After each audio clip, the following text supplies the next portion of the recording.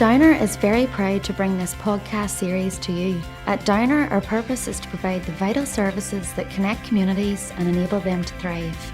We do this by assembling the best minds, harnessing the power of technology and our enduring relationships to deliver sustainable outcomes for all.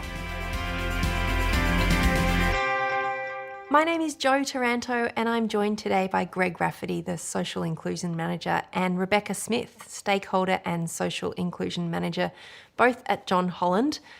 And today we're talking about social inclusion. Thanks for joining me. Thanks for having us. Thank you so much for having us. Greg, tell me, what is social inclusion and why are we talking about it in the water and construction industries? It's interesting. There's lots of terms that the industry are using: social inclusion, social procurement, social licence. Essentially, from our perspective, it's about facilitating employment opportunities for people who are facing barriers to employment and people who would otherwise find it difficult to join our industry or to join our company. And that can look like a lot of different things, I'm sure. You work at the sort of strategic level, is that right? I do, yeah. So I work at our corporate level and, I guess set the strategy for how John Holland will respond to that. And social inclusion really is a win-win in a sense for John Holland and for the industry, because there's so many resource constraints in the industry at the moment. And what social inclusion does is open up these pools of talent, people that otherwise wouldn't have ever considered the construction industry are suddenly looking and creating careers within our industry. What can it look like, Rebecca, out on projects when you're delivering it, to have social inclusion as part of your approach? Yeah, so I'm working in delivery on a couple of water jobs at the moment and looking at the social inclusion strategy that's set at the start of the job and then how we roll out and implement that across the lifespan of the project. And it's never a straight line in this kind of industry either. But I think that's part of the joy of what we do and how we do it. So one particular job that I'm working on at the moment, we've got a really great diversity mix within our project delivery team. That includes 50% gender parity on the project, as well as a really diverse mix of multicultural backgrounds and ethnicities within the project. And that's all part of what is set by our client at the start of the project, relating to certain government policies and procedures that are in place at the time of contract. But then it's also driven by the project team itself and what's working and what's adding value within the team. Greg, what difference can employment make to a person's life? I think for those of us who have a job, I think sometimes we take it for granted, but for people who are unemployed or who are desperate for an opportunity, it literally can be life-changing. Not only is it that financial independence and financial security, I mean, having a job gives us choices about where we live and what we do with our spare time, but also that social impact. Look, if you have children and your children can see their parents going to work every day, that has such a cultural shift within that household. It gives that family hope and give that whole community hope that there are, better days ahead. So I think we shouldn't underestimate what a job means to a person, for sure. What sort of challenges do you come up against, Greg, when you're trying to have a social inclusion framework? Yeah, I think there are inherent challenges, because what we're asking our projects to do is take on people or businesses that haven't engaged in the industry before. And so obviously the construction industry has a massive focus on safety, rightfully so, and generally our teams want to take the people that they know or take the companies that they know and employ them again because they've done a good job. And so we come to them as the social inclusion people and say, hey, we've got a group of people here that haven't worked before, but this opportunity will literally change their lives. And so the challenge can be just convincing people to take a chance. But what we've found at John Holland and on our projects is that once a project embraces social inclusion, that they never look back, because they can see the difference that it obviously makes to the individual or the community, but also just the way that our staff engage and see that they're a part of something bigger than themselves, even bigger than the project. So they've got this opportunity to leave this social legacy that they just never imagined before. It must be incredibly exciting to unlock some of those opportunities. How have you seen it come to reality, Rebecca? Yeah, it is. It's very exciting and very rewarding, but it's not without a lot of hard work and support along the way. But there's definitely been opportunities where we've been able to give employment to someone who was in a position where they had no other options and nowhere else to go. And to be able to bring someone like that into your team and be able to change their life, as Greg said, it's really rewarding not only to be able to do that, but then to see them flourish within your team as well is really great, and often then go on to do other fantastic things and know that you were part of that journey and that process for them has been really rewarding. But one thing that's been really great is how the rest of the team have often responded in those situations, and we've got sometimes veterans of the industry who've worked in construction for 40, 50 years and have come from a very different point in time of when construction started to now, and working within an environment that's really inclusive and really diverse, and to see them really respond to that and also get something out of it as well. So that feeling of bonding and creating rapport with someone who they might not have otherwise come across, and being able to feel like they can also give back and create an opportunity within this environment is really rewarding too. Greg, do you think people's perception of what diversity means has shifted?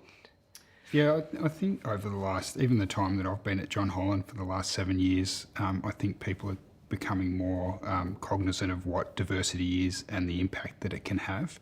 I think once you hear even one person's story who has got a job and it's changed their life, I think you yourself are changed forever. We work with a lot of refugees that have come from the most horrendous circumstances, brought their family to Australia for this new opportunity. But when they get here, they face this barrier of not having a network.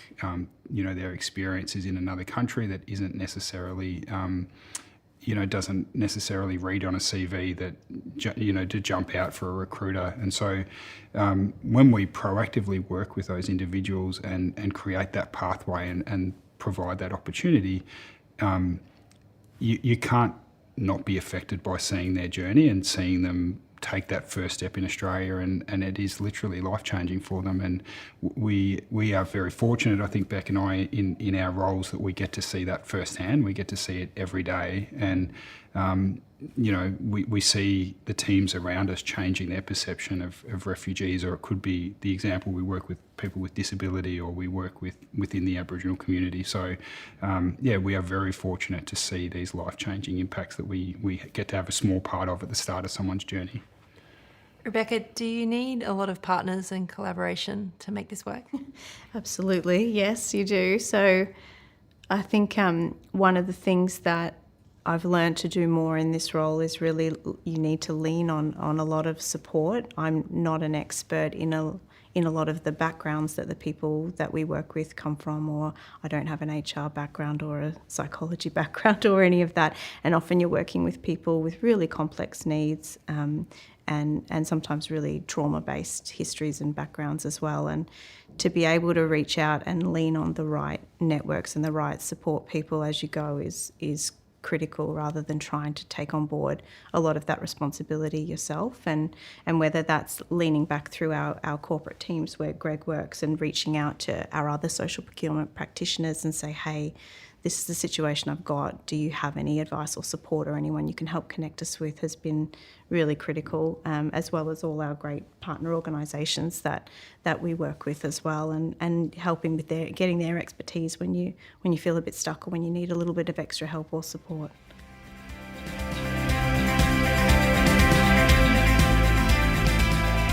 You're listening to the Australian Water Association podcast series, and I'm speaking with Greg Rafferty and Rebecca Smith from John Holland. It's not just charity though, is it, Rebecca? This is a win-win for an organisation. Yeah, it absolutely is, and I think we've experienced that on a project that I'm working on at the moment. As Greg's touched on, we do have a skill shortage at the moment, and sometimes recruiting for particular roles can be really, really challenging and really difficult, and often they sit there for quite some time. But being able to loop back through Greg and his team and say, we've got these roles available and we're looking for candidates to fill them, and then have those filled by not only someone whose life is going to be significantly changed from this opportunity, but who then can provide, great insight to our team and fulfill a need within our team has been really fantastic as well. And on top of that, I think with diversity of people comes diversity of views, and that's been something that's been really rewarding on the project that I'm working on at the moment. We've got people from all around the country, the world I should say, working with us, and it really brings a unique aspect to the way in which we problem solve and the way in which we look at things that we're facing in our current work. Do you think it's getting easier to be inclusive, Greg? And where do you see social inclusion, this piece, evolving to? So I think, probably by definition, once we've reached that point where diversity is fully accepted, social inclusion will disappear from projects, and we won't need people like Beck and I. But it does feel like there is still a way to go. But I think where it will evolve is that when anyone who's facing barriers to employment or anyone who wants a job within our industry will be able to feel confident that there's an opportunity waiting for them. I mean, given the massive skill shortage we have in Australia at the moment, we need people to come and work in our industry. So it's just that we need to continue to be smarter and provide those pathways and opportunities for people. Have you got some advice, Rebecca, for not only the strategic approach, but delivering inclusive and diverse employment and what it takes to really make it work? Yeah, absolutely. I think the mistake that a lot of people make is thinking that the role of social inclusion sits solely with the social inclusion practitioners, and that's not it at all. It's really something that's for everybody and touches everybody, whether you're working as part of a procurement team or you're working in a tender team and setting that strategy. I think it's important to think about social inclusion at those points, and particularly within the infrastructure sector at project delivery level, nearly everyone has some kind of procurement that they're responsible for at some point. And so I think it's about taking a step back and looking at what could we do differently here? Which groups could we reach out to who might be able to get an opportunity on this project that might not have otherwise had an opportunity? And equally, when we're looking to employ or hire people, who can we reach out to that might be able to provide a different view or a different lens on this and add some more diversity and value to our team? Any other advice about embedding diversity and inclusion, Greg? Yeah, I think often we can get overwhelmed, or people can get overwhelmed about what social inclusion means on their project or within the industry, but I think you can just start with one opportunity. Like when you're going through a recruitment process, just change your mindset for this one opportunity and reach out to an organisation that support people that are facing barriers. See how that goes, and then I'm sure the success of that will give you that impetus to try it again and to do it again. So I think it is a bit of a cliche, but just starting with one step can actually make a huge difference. I've been speaking with Greg Rafferty, Social Inclusion Manager, and Rebecca Smith, Stakeholder and Social Inclusion Manager, both at John Holland. Thank you so much for your insights. Thanks for having us. Thank you.